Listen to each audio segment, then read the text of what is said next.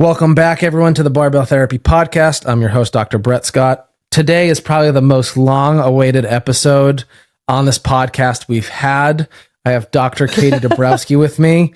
I had to reschedule on her twice, and then she had to do me dirty and get me back. I had to reschedule on me. So this is our fourth time. So after 4 shots, we're finally on the podcast together. It better be good, man. Yeah, no pressure for us.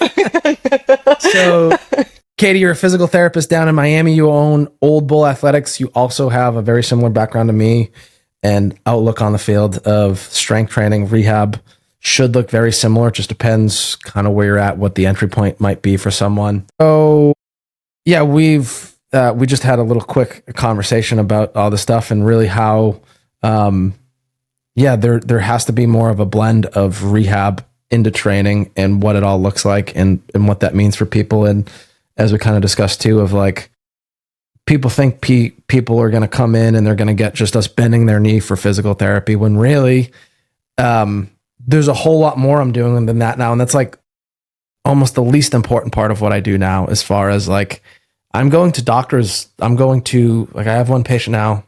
I'm going to their rheumatologist. I've seen the endocrinologist. I've seen a cardiologist with them. They have all these autoimmune things going on. I'm the one behind the scenes trying to do that with them, talking to people about all kinds of different things with their health. So, Katie, welcome to the show, finally. And yes. what kind of led you down the road? Oh, Katie is also, like me, a gym owner and physical therapy clinic owner in a sense. Her model's a little bit different, but what led you actually to create your business model the way it is? Yeah. I think probably similar to a lot of us in this industry, and I think many parts of healthcare, where you go into school and you learn all these things, and kind of at the end of the day, all we want to do is be able to help people. And especially in a field like physical therapy, I think most of us go into it because we've had our own share of injuries and we've been through the system, and we want to create a better experience for people. And it just became very evident in kind of like the super fast-paced, very busy clinics that I was exposed to, that I didn't think that was going to be possible in the way that I wanted to create care for people. And I just kind of always knew in the back of my mind, like, man, I think there's something different here. And I think there's a way to do this where, we can actually help people a lot more than maybe we think. I'm also a gym bro. And at the end of the day, I love training, and I love the model of kind of like what it feels like to work really personalized with a coach, and blending those two worlds together in therapy and training just seemed like a no-brainer. So we have a very hybrid model in that, everybody on our team who's a rehab provider, and I say that as an umbrella term because we have athletic trainers, we have rehab-based chiros, and we have physical therapists. And I find that very important too, because I want people to know that if you have a practitioner who ideologically cares about movement and who cares about getting you stronger and more resilient and creating robustness instead of taking things away or telling you that you're fragile, it shouldn't matter what letters are after their name. And that's a really important thing in our model. All of our providers are also strength and conditioning specialists. So we're all meatheads and bros too, who just want to help people get more muscle mass and get stronger and improve their quality of life, kind of concurrently with whatever their pain and rehab goals are. A big issue that I always had with rehab was that it was just like exercise light. Anybody going to physical therapy, it was kind of just like a joke. Like, yeah, I go and do my little exercises and I lay on the table and somebody kind of follows me around with a sheet of paper and checks off what I'm doing. And if we know that in training, like, we have to do hard stuff to create an adaptation for stuff to actually change, like for our muscles to grow, for our body composition to improve, for our aerobic capacity or our VO2 max to change. If we have to do something hard for that to happen, I would venture to say that people who are in pain or injured have to do it even harder. That's a group that really has to make sure they're doing enough with enough of a stimulus to create change. And something I say often is that I think one of the biggest, like, crimes of rehab is that exercise is underdosed and it's overcomplicated. We're doing really weird stuff, standing on one leg and juggling, but we're not doing anything that's creating an adaptation. And that's really where the biggest thing I wanted to change, and the biggest thing I wanted to make a difference for in the industry, is to, make people actually get the change that they wanted, and then have their body and their physiology improve to, bolster what their goals are. Wow. Fired up on a Friday morning. That was a good answer. Yeah. I had 3 evaluations this week where all of them I was just like, yeah, we just need to get you in the gym. They're like, but I'm in pain. I'm like, well, yeah, you're in pain because you're weak or not strong enough for the things you're trying to do. Yeah, exactly. Have really poor physiological process going on because like you're not doing anything to take care of yourself, and or like the things you're doing require more strength. So I had a runner who I'd seen in the past, and he actually had gotten better, but then got diagnosed with FAI, and was like, and he does have like an actual cam lesion, but he's like, I think I need surgery. I was like, dude, your hips are way better than they used to be clinically from me testing them. And I asked, I was like, what do you do? I was like, do you strength train? He's like, yeah, I do, 2 sets of 10 of body weight Bulgarian split squats, some body weight single leg deadlifts.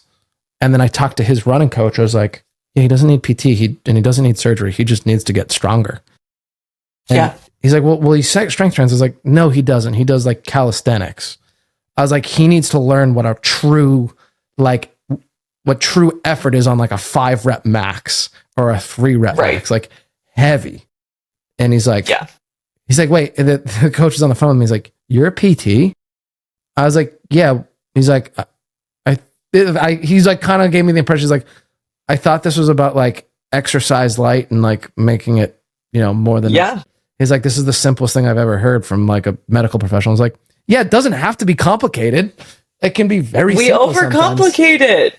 Yeah, and I think we have a really unique responsibility to, like, I don't know if you remember this in school, but I think it's so funny that, like, there was this whole push to call PTs, like, the movement experts. And yet, in PT school, we don't really learn exercise physiology. We don't really, beyond like over-medicalized versions of anything having to do with like cardiovascular or cardiopulmonary issues. We don't learn program design. We don't learn principles of strength and conditioning. We don't learn any of the things that would actually make us movement experts. Yet it's this title that you're kind of thrust into and forced upon you. Yet we are the people who are, by and large, aside from kind of the bubble that we're in, are telling people and managing them away from load and telling them to stop doing stuff and telling them that training is dangerous and saying not to bend over again. And we're not movement experts if we don't have that prerequisite knowledge and foundational knowledge of just like exercise physiology at all. I think we have such a unique responsibility, especially with, it's stuff that's not news to us, but in the media right now, there's a frenzy, especially with women and with perimenopausal women, of the importance of strength training. And it's this like breaking news that people have never heard in their lives, that to build bone density and muscle mass and to have a favorable body composition, it comes down to strength training. And people are learning this for the very first time.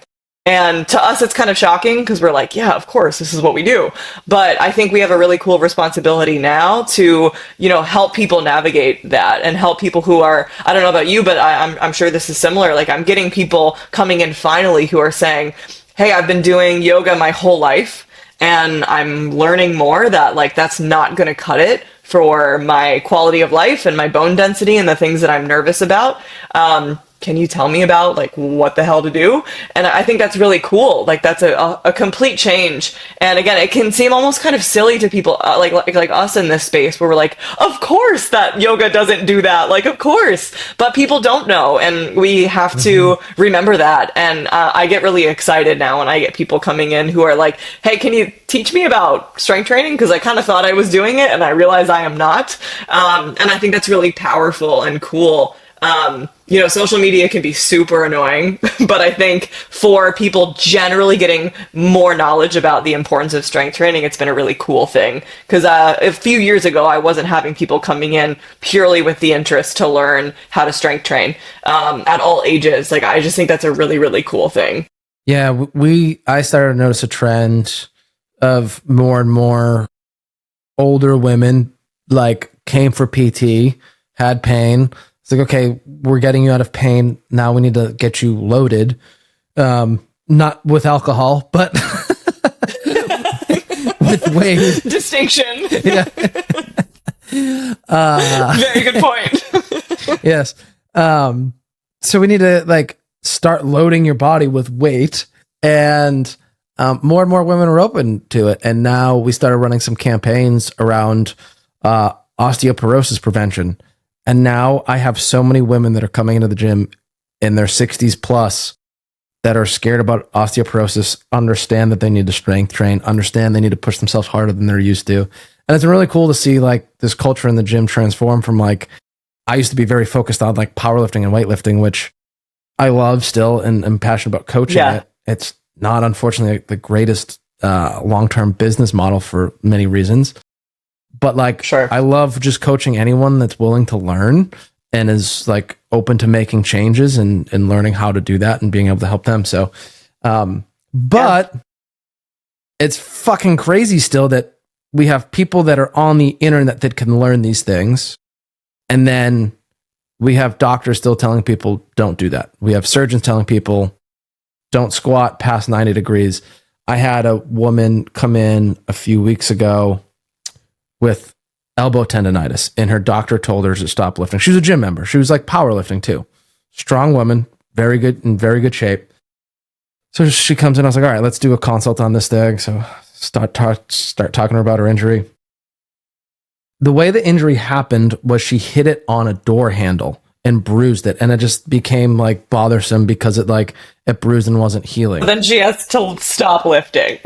She went to her doctor, and her doctor told her, well, you're over 50 years old, and older women probably just shouldn't lift weights anyway, so just stop. So she wanted to, her original move was to just cancel her gym membership. Crazy. That's crazy. Yes. That's the stuff that, like, I'm sure you can relate to this too, where you're like, this still makes me just as mad as it did when I first heard it, and I'm never going to stop being infuriated when people come in and say stuff like that. And you have to kind of like hide your horror and facial expression and be professional, but man, that is the most upsetting thing in the world. What I often tell people too is like, hey, I don't really think you want me to perform like your surgery or your medical testing. So just like you wouldn't get that from me, you're not going to get the best rehab advice from a physician or a surgeon. Like, it's not their scope. It's not what they do. So I'm not going to perform your surgery. They shouldn't tell you how to do rehab or how to work on this injury, because it's so not. Clearly, it's so not in their scope. And there's the few and far between. You know, we have a really excellent network of physicians, and I work with a physiatrist in particular, that's probably my favorite type of physician.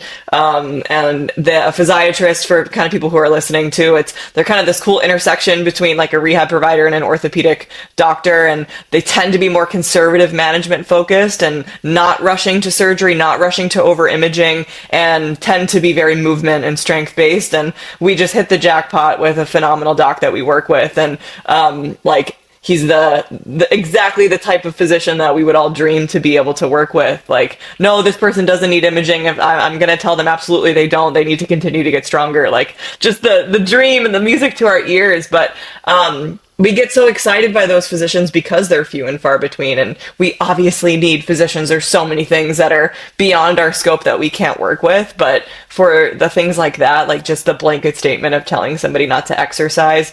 Howard Luck's an orthopedic surgeon out in New York. If people listening don't follow him, find him on Instagram. He's incredible. He's an ortho surgeon who's the most anti-surgery guy I've ever heard in my life, and he's all about, building strength and using surgery as a last resort. And one of my favorite quotes from him is, we should never fear the consequences of exercise. We should fear the consequences of inactivity much more. The aches and pains or the inevitable little things that are going to happen from exercise are so much still like not a big deal compared to all of the downstream effects from not being fit. Like it's just, you can't even compare the two. And I think that's a really important message for people. Like, fear the consequences of inactivity and the chronic disease that come with that before you should ever fear a potential injury from exercise. Like, it's just not even close. Yeah, people still ask me all the time, like, what do you think about CrossFit? And I used to hate it because, so I've been a competitive Olympic weightlifter and power lifter for a period of time, and I never really did CrossFit, never got into it. But I used to hate on it because it was different from what I was doing. And of course, I think CrossFit has also evolved a lot in the past 10 years from what it started as, like when I was in college and was like, you know, the new thing to do. Right. But even if people are getting hurt, it's like, yeah, you can get hurt when you're pushing yourself. It's a sport, just like anything else. But like, what's worse, shoulder pain or diabetes? Exactly. Yeah, I think I get a lot of clients who kind of ask that too. They'll just pick kind of like a blanket type of exercise or a blanket group of exercise. And, you know, I'm just delighted if people find something they like to do. Something that I talk with my team about a lot, our amazing coaches and rehab providers, is we have to remember that we're the weirdos who like this stuff. We're the weirdos who love to train and get up every morning excited for it. And a lot of people don't love it. And we're in a really unique position to try to encourage people to move and exercise and do the thing that's hard and goes against like what every human being wants to do. And we have to remember that that is a challenge for people. If people find something they like, oh my gosh, I want to jump up and down. I'm so excited. And I'm never going to tell them not to do it. I just, that's something too that I'm so passionate about. Like, the only exercise that really matters is the one that you're going to do. And at the end of the day, there's stuff that maybe is better suited for your goals, or maybe is something that would be a more optimal type of exercise for whatever reason we want to tie optimal to. But by and large, if I can find a way for somebody to feel like they enjoy what they're doing, they're loading their body, they're improving the metrics that we care about, like, I don't care how they do it. I just want them to do it. It's that important to me. Yeah, absolutely. And, I would say, well, kind of like we're talking about too, like people come into you with an injury and they expect, you know, that you maybe you're going to give them new range of motion in their knee and massage them. But what are the big things you're actually focusing on with people? And like you said, like you have a lot of people come in for PT and they end up being like a long-term training client with you. So what does that process look like for people? Yeah, for sure.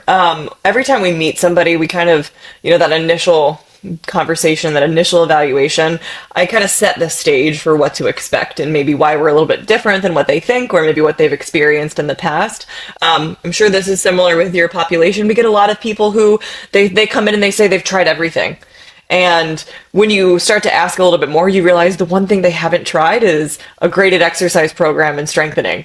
And that's really like the window and the opportunity that we set the stage for. Of, you know, we're a little bit different. We prioritize kind of ruling out something that would be medically necessary for us to dive deeper into, for us to refer you out for us to do more diagnostics. And because that stuff's pretty rare. And once we rule out those things, we're able to not care as much about a super specific diagnosis and instead learn more about you and learn more about your story and find the patterns and the things that you're having a tough time with, and maybe relate them back to the type of training you haven't been exposed to before, or the background that you have that maybe doesn't quite match with what this new type of training that you're trying to get into, or the goal activity that you have in mind. You know, we can reverse engineer and see all of the things that can maybe come together to make you better suited to feel really good when you do it. And part of our goal is to kind of use this opportunity of your injury to learn more about you and help create something that turns more into improving your overall health by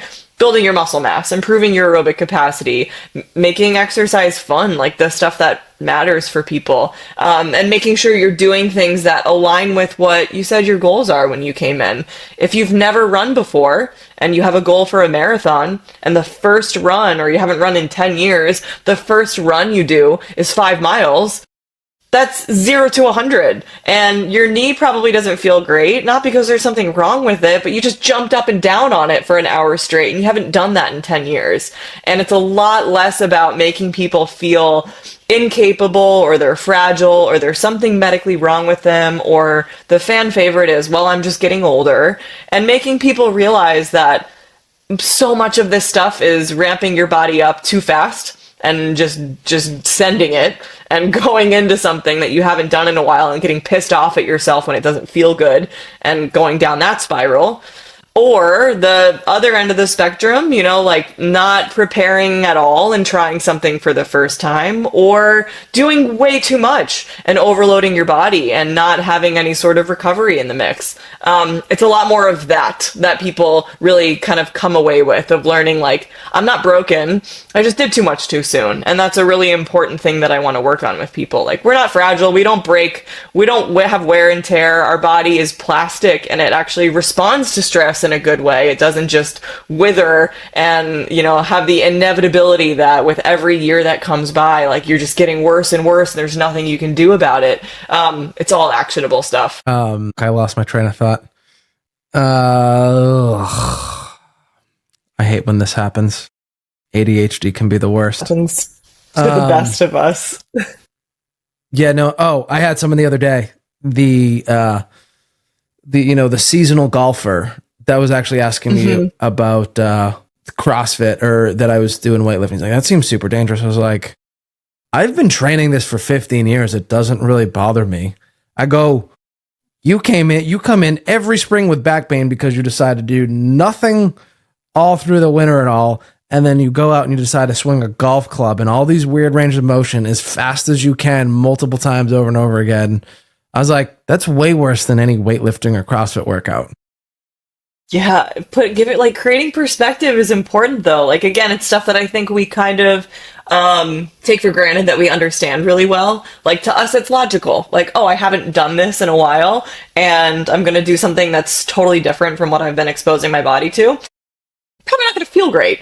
But for people, I think we live in a world where pain has become so over-medicalized and been created to be this big beast that if you have pain, it means something is inherently wrong or broken that needs to be evaluated and then fixed. Instead of pain being a very normal part of being a human being, something we are all going to experience, something that I can't prevent anybody from never experiencing again.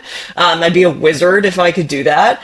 But people don't really get that. And they think that if I have pain, then something must be terribly wrong. And when in reality, we know that it's pretty rare when something actually is terribly wrong if we have pain. And it's a lot more of these nuances of like, yeah, you've been maybe doing kind of bodybuilding splits in the gym for the last 15 years, and then you decided to play rec soccer, and you haven't run or jumped or cut or done anything on a field since you were in high school.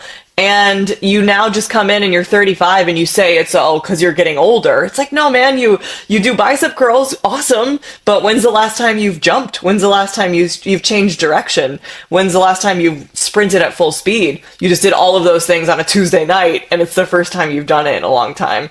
And we have to remind people of that stuff because it's a different perspective of pain than probably they're getting from any other provider. They're used to hearing, well, yeah, you're too old to stop playing soccer, which is ridiculous. Yeah. Although, today I actually had a patient before this that came in, and she does have some stuff going on biomechanically with her shoulder.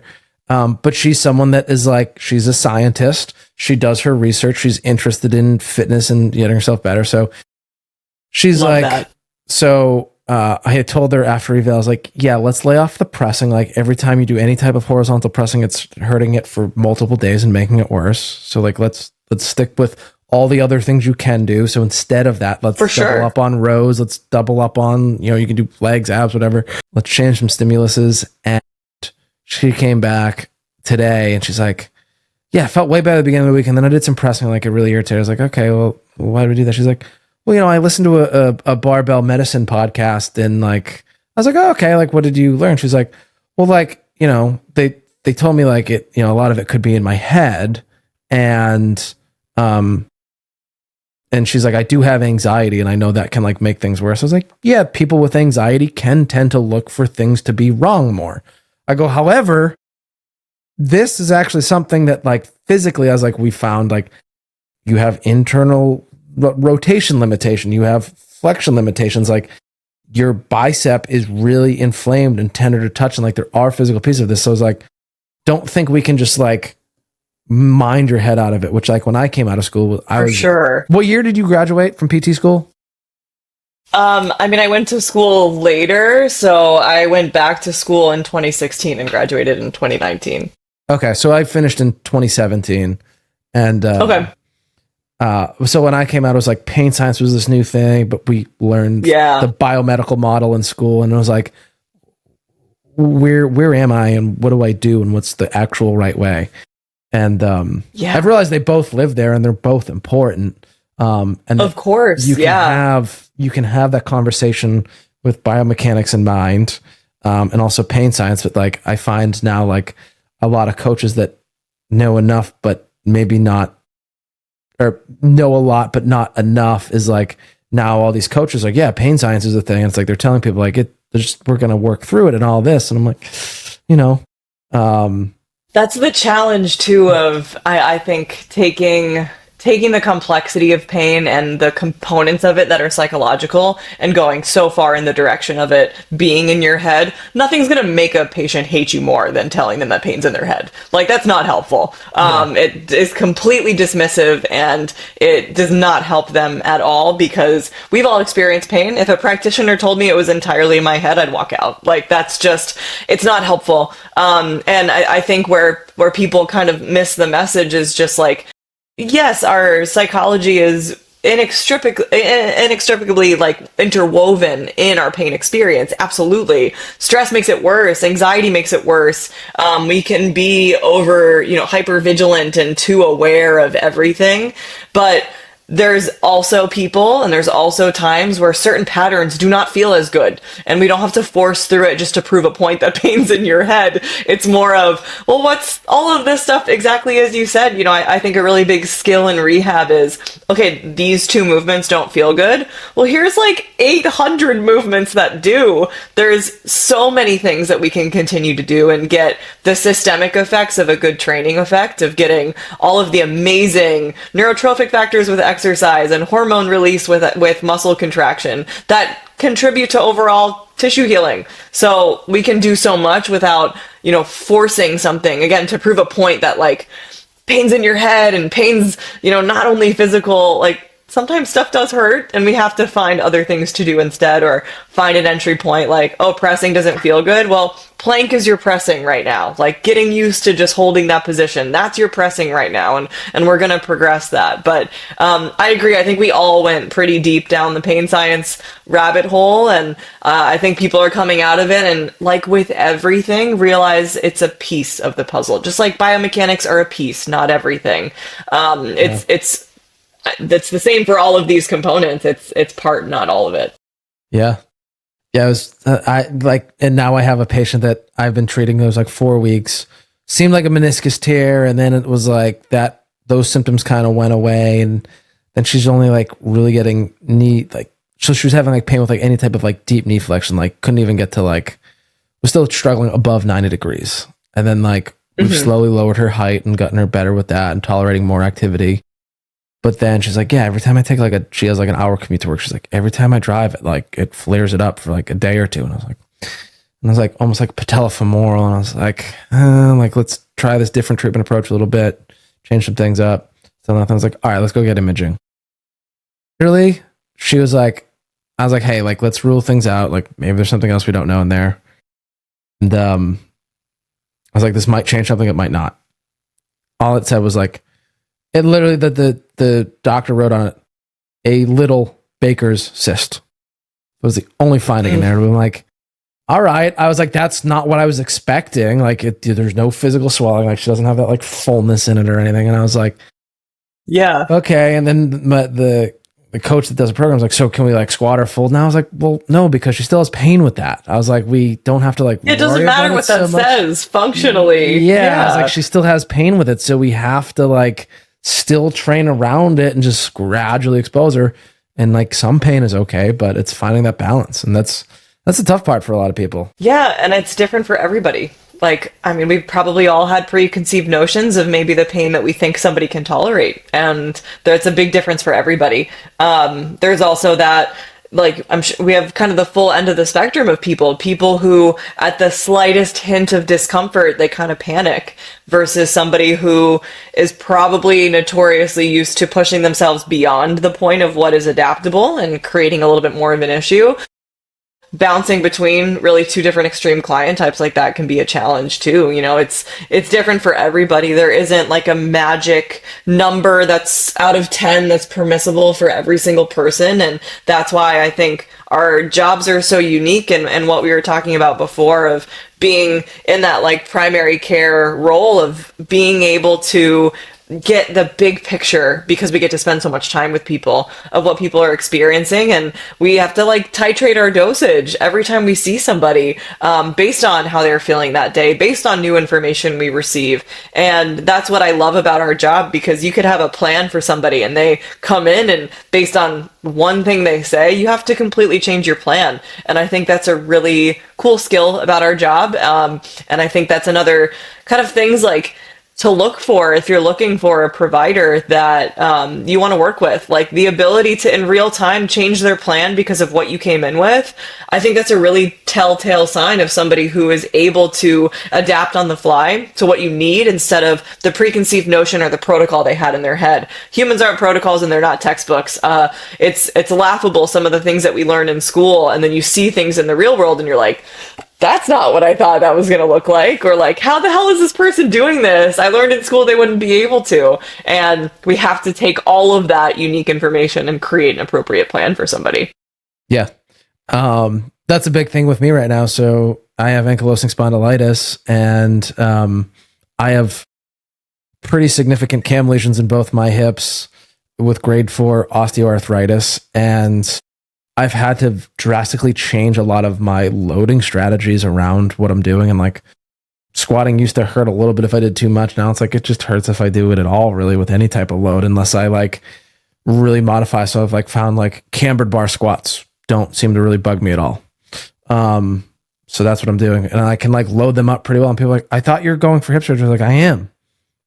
They're like, well, you shouldn't be able to do that. Then I was like, no, I can. And like, well, why would you do that? Like if you're going in for surgery? I'm like, because I want to come out as strong as I possibly can, or go in and come out as strong as I can. I was like, I'm not going to just sit here and wither away beforehand.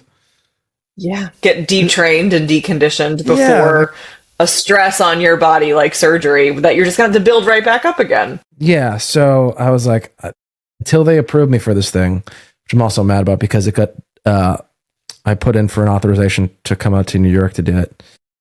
Because there's only one guy in Massachusetts that does it, and there's no record of him doing it. And I'm like, it's not my thing. But I had the medical director deny my appeal, and she's a gynecologist. And I was like, what? And I was like, well, we consulted with a rheumatologist. Like, why didn't you guys consult with the fucking hip surgeon? Like, that's someone that actually does the surgery that I want to have done electively. But, yeah. Oh my gosh. I mean, yeah, when we experience things like that too, and you get a window into the frustrations that our patients come in with, like I always kind of tell people it's a positive spin on stuff that sucks, but every injury and flare that I experience, it just makes me better for my patients, because sometimes that reminder of like, it fucking sucks and it's frustrating and I can't get the care and the help that I need. Like when you're kind of reminded of that again, it just, I don't know about you, but it just fires me up even more, and I just get even more angry and just want to help more people, because again, like we have the luxury of at least understanding this system and understanding that it sucks, but we know that. The average person doesn't understand the system, and it just makes it even more just infuriating if you don't know what is going on and you're being denied and being shuffled around. Like it's a mess. I had a guy in the other day that came in for an eval. He started with the gym, and we do like a screen for all of them, and he was like, he had all these questions. He's like, he came in, he's like, I have a bunch of questions. I was like, okay, what are they? He's like, well, I don't really know what they are yet, but like they'll come up. I was like, okay, because he's dealing with some long-term, like 20 years of back pain. And then like I would do a test. And he's like, yeah, I felt that there. He's like, why do I feel that there? I was like, I don't know yet. I have to like really dig into this more. I was like, let's paint the full picture first before I just start giving you random answers. And he's like, okay. So then like at the end, I basically took mental notes of all his questions and went through them and answered them. And he was like, wow. He's like, no medical professional has ever given me the answers that you were just able to give me on anything. He's like, I've talked to surgeons. He's like, I've seen this guy multiple times. I've seen this doctor, that doctor. He's like, everyone just gives me these stupid blanket things. He's like, you just went super in depth with it. I was like, yeah, because I took the time to figure it out and spent time asking you all about your life, basically, and all the things that seem to hurt you and what you're trying to do and what your daily life looks like.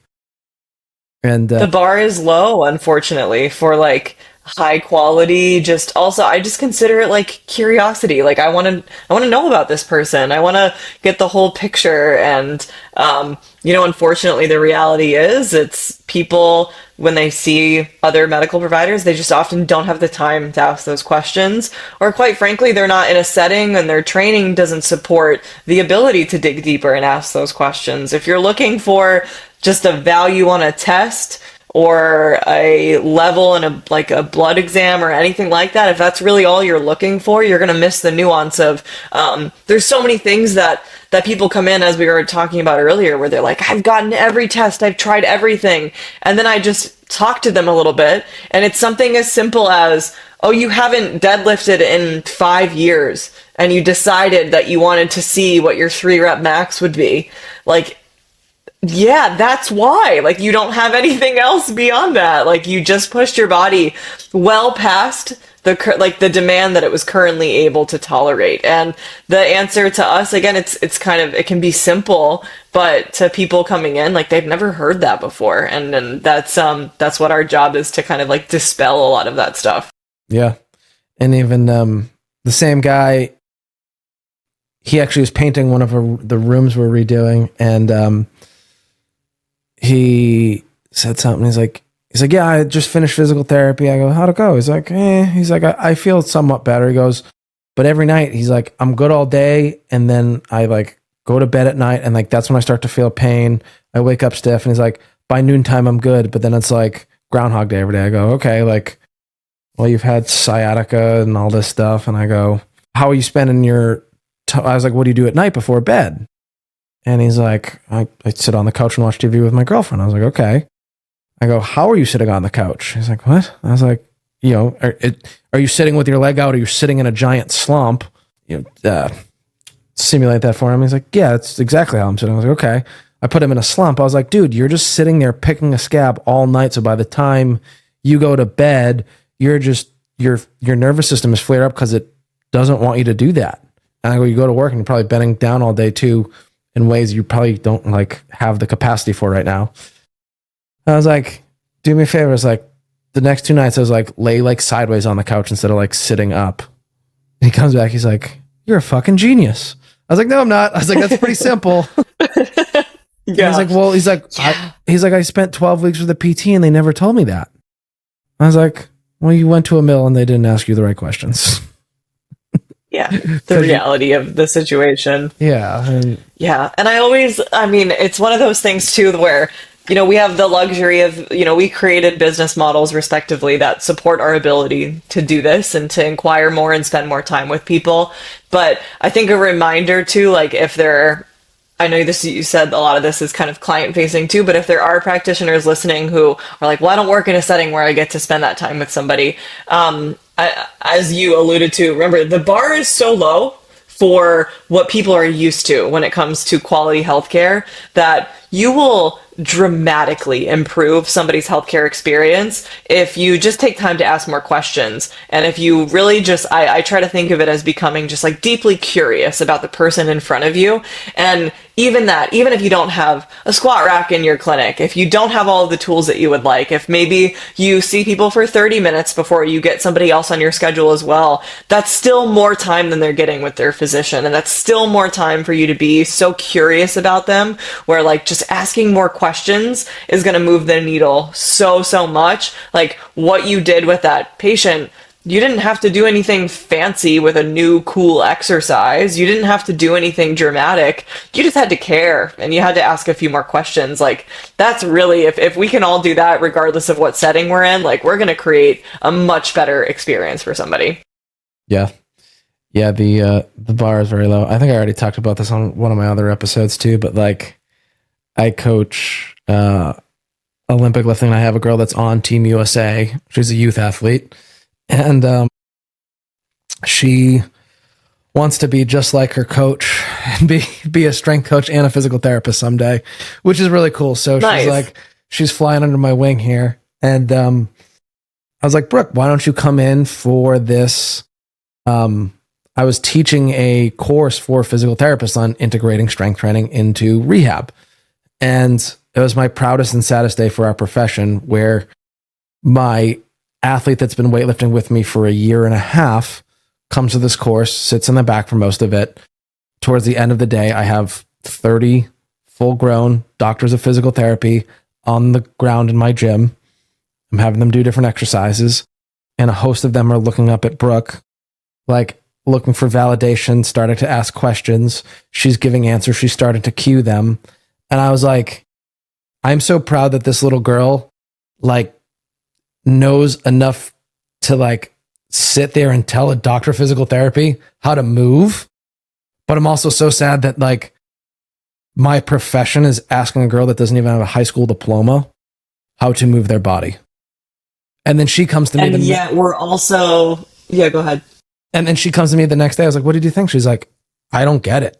I'm like, what?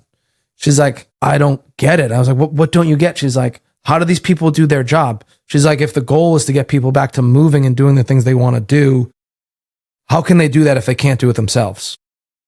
And I was like, it's a really good question. And she's like, no, but like, what do they do?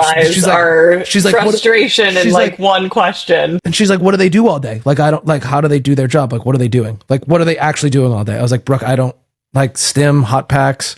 She's like, what? I was like, yeah, you haven't seen that model because you've been here with me. Yeah, exactly. And we forget, like, we are in a bubble because we're surrounded by this type of care that the unfortunate reality is it's pretty bleak out there, and what we're doing is very strange and against the norm. And something that always frustrated me too is there was always this pinning against, you know, the PT versus a personal trainer. And this idea where honestly, I think it comes from, we have to find a way to defend our student loan debt somehow. So we get taught like, you are above this personal trainer, you know more, you do more. And it's, the reality is like, we have so much to learn from personal training and coaching. Our industry as a whole has so much to learn.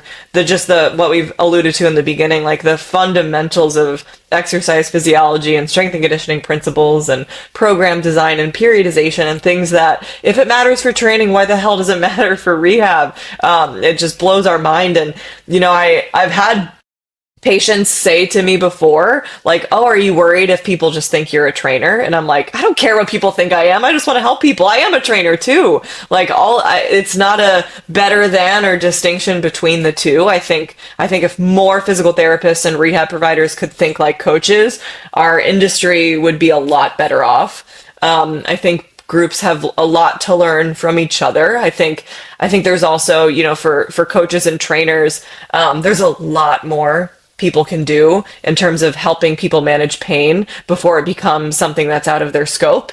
I think a lot of trainers could really be served to learn more about how to manage pain within their scope of practice and how to, you know, a lot of times the fear of pain with your working with a client as a trainer is to like, okay, we'll just stop doing that. And there's a lot of entry points and a lot of things that are totally appropriate for trainers too. And I think they're like, we just have to learn from each other. And like, it's crazy how separated and divided our industries are when like we do basically the same thing, and then we paid as PTs a hell of a lot of money to like learn a lot of differential diagnosis stuff that's important, and then also like iontophoresis for whatever reason. So I think we're a lot more similar than we are dissimilar.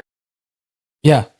And yeah, that's the whole thing, is like there's so much all of us can do in these professions. Like we're allied health professionals. And like I put up a story a while ago because I had my old history teacher slash former client, with him and his son were in the gym, and he was like, hey, you know, my son wants to start taking creatine. He's 16. And he's like, what do you think? And I was like, well, so I was like, I'm going to actually make a story out of this. So I put a story up on Instagram. I was like, hey, if you have kids that are thinking about taking creatine, like especially like a 16-year-old boy, like these are the things you want to consider. These are the things you want to look out for. Like, you know, we want to look out for the kidneys. We want to look out for, you know, what is their reason for wanting to use it? Is it truly for performance, or because they think it's going to make their muscles big for the girls? You know, stuff like that. Like, do they know how to dose it? Like, make sure, you know, it's sourced from Creapure, all this stuff. I had a dietitian like chew me out, telling me to stay in my lane. I was like, I am in my lane. So I was like, and she got so hurt that I was talking about supplementation. I was like, I'm a strength coach. Creatine has been like, you know, it's like, it's been around for like, I don't know, 50 years now. We know the most about that more than any other supplement. It's super safe. It's like, well, it's not approved for kids and this and that. And I was like, what? I was like, I told you what my considerations would be. I didn't say this is the clinical practice guidelines for it, but it's like, she made this whole big thing. I was like, yeah. You know, I was like, we are supposed to be in this together. And I was like, somebody came to me asking a question. I'm trying to spread knowledge and my thoughts on things. I go, nutrition and supplementation is part of healing the body and making people better. I was like, the fact that you don't think I should talk about that is like completely asinine to me. There's a lot of gatekeeping in like people's respective industries, and instead of being open to the blurred lines. And again, there's a complete difference of, you know, a dietitian's scope to almost, you know, use nutrition as a prescription for people with medical conditions and considerations. That's very different than giving a really broad scoping discussion of creatine. Like it's, you know, there's a lot of things where the same way of, you know, a trainer working with somebody in pain, that's reality. That's just like, if you see a trainer, you're probably going to experience discomfort at some point because you're a human being who's exercising, and there's things that they're absolutely able to modify and help with before it becomes like a medical need. And if we got mad every single time we did that, we just look like assholes and are fighting for something that's so beyond what I think needs to be fighting for. Less than like 25% of people in America meet the bare bones physical activity guidelines, which is strength training twice a week and getting 150 minutes of aerobic movement. I would say that is more of a fight than giving a shit if you talk about creatine or not. Like, that's the stuff that just infuriates me. Like, we have such a crisis of inactivity and poor health and poor metabolic health and low muscle mass and low bone health that you're going to care if somebody who is absolutely able to talk on a subject is going to talk about it. Like, we have a lot of bigger fish to fry, I would say. Yeah. And, yeah, it's just crazy how people want to be like, oh, you can't do this or you can do that. And like, we went to a course once, and there's an acupuncturist there, and he was like, oh, you guys from Mass? I'm like, yeah. He's like, do you guys do dry needling? I was like, yeah. He's like, you guys, he said, you guys are a bunch of fuckers. And I was like, excuse me? He's like, yeah. He's like, you know, we're trained in this and we've been doing this for years. I was like, sir, I was like, I literally have patients that come in and will either come see me before or after going to an acupuncturist in the same day. I go, what we do is not the same, and it doesn't have to be. And like, I'm going to use it for certain reasons. And people ask me all the time, I'm like, is this acupuncture? I'm like, well, you know, we're piercing the skin with the same type of needle, but like, their approach is very different from mine. I was like, I don't even know much about that approach. And I didn't go to school for 2 years or 4 years to learn about it. but like we can still help and with that's the okay. same things. Yeah, it's okay. I'm very big on collaboration rather than pitting against each other. It's just, I don't think it's helpful. I think it completely detracts from the bigger picture need, and that's just people are unfit. People have a lot of chronic conditions and pain that they don't have to have, and it's a lot more about them not moving enough than anything that, each of our, little silos could ever impact by ourselves. Like there's no practitioner that can do it all. We should all be able to work together. And even within the same field, like I'm always delighted to collaborate with other physical therapists or rehab providers who do things a little bit differently than I do and give a client what they need in the best of both worlds. I don't really do manual therapy. It's not something that I like to do. Honestly, I like to just be a meathead and move around with people. I'm not good at it because I don't do it. So if you want to do it, I'm going to send you to somebody who's good at it because I don't know what the hell I'm doing. So I'm okay with that. Like, I know it's not something that's my skill set. I'm going to find people in my community who it is their skill set and then increase my patient's experience and make it even better because I have somebody for them to go to for what they want. Like, that's what matters. It's not about us, but I think healthcare has become so ego driven, and we need to remember, like, it's literally not about us. We're just trying to be able to give the person in front of us the experience that they need. Absolutely. Yeah. I love doing manual therapy, so I do a lot of manual therapy, but it's interesting and just like how you can get different experience with different people. Of like, I do a lot of I was like, we have the gym, like we put you in the gym and like, I don't have to do a lot of load management because I have a coach that can manage that. So I enjoy doing manual therapy. Exactly. But like we cover it very like broadly over the top in the beginning. And then it's like, so it's almost like my, like most people's traditional like thought on PT is like, you start very heavy manual based and then you slowly get trickled in exercise. Where like, I actually do it in reverse. But it's just interesting to see how different people operate, and that's all okay. So, exactly. What is the biggest thing too you think, like, so people come in to see you without the expectation of like getting to an exercise program? Because like my thing is like, we'll get people too. It's like, hey, you need to do the gym, and it's like we might get a good 3 months out of them. It's like, yeah, I'm gonna go do something else now. It's like, okay. How are you getting people to come in with that one issue and then stay a long-term client and make this a new lifestyle decision or lifestyle habit? Yeah, I think for us in our model, a couple things can contribute into that, and then I will unfortunately have to wrap up in a few minutes. But That's fine, me too. A couple things I will say that I think we've curated at this point. I think a lot of our clientele come in already being quite exercise interested, at least. Maybe they're already doing something, and they do kind of know that probably some things that are contributing to what's going on is they're not really sure of their program, or they're doing a lot of one thing and not enough of the other, and they're kind of open to that. So that's a part of it. Not every person, but I would say that that is a really cool thing that we've started to kind of like curate that population.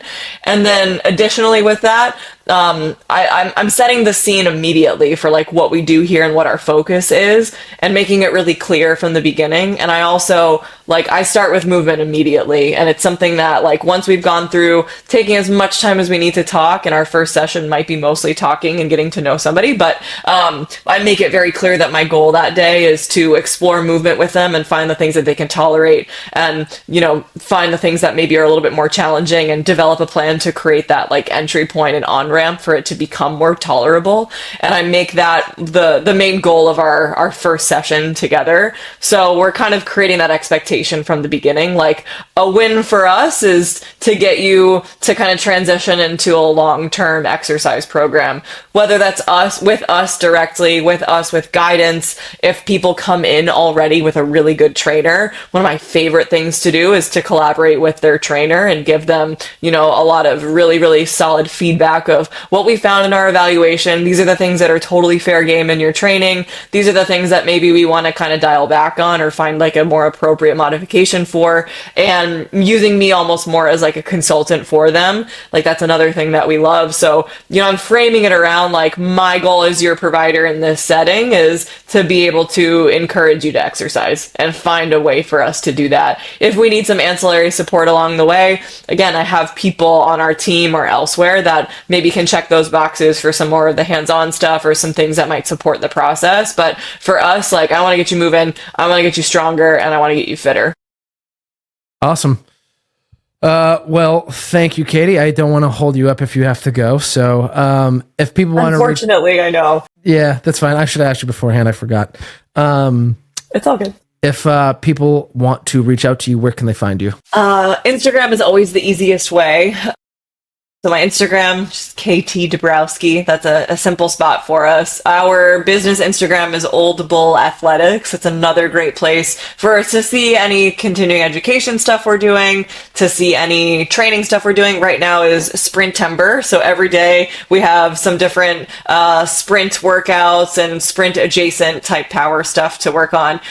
So that's a fun thing. Kind of some of these months of the year, we do some focused training where we're all doing it together with our community. So really cool resources there.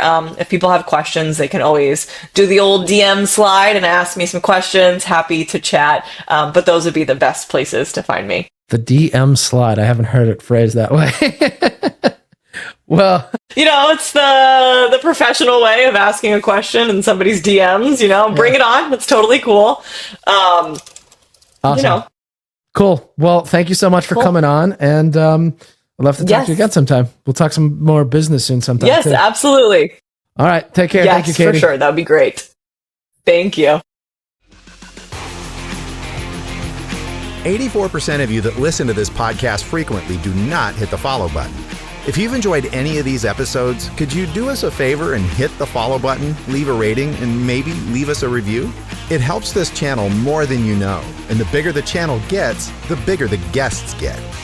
If you'd like to know more about training in person or online with Brett's Gym, Architect Fitness, please follow us on social at ARKITECT Fitness on Instagram or visit ARKITECTFitness.com.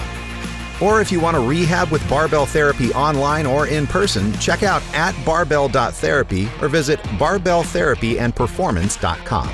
Thank you for taking the time to listen.